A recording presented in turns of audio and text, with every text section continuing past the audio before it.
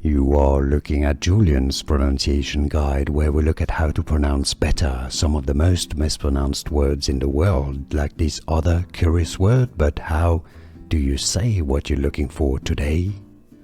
A very interesting word, this one. I believe it comes from French. If you want to learn more legal terms that can be a bit confusing from the law, make sure to stay tuned. It's pronounced obligee. In French it would be obligé. You may have heard this way of saying it. This is a person to whom an obligation is owed under a contract or legal procedure. Obligee. Obligee is how it's pronounced. Obligee. Here are more videos on how to pronounce more confusing words and names too many mispronounced. Like this video if you found it useful. I appreciate your support. I'll see you soon and thanks for watching.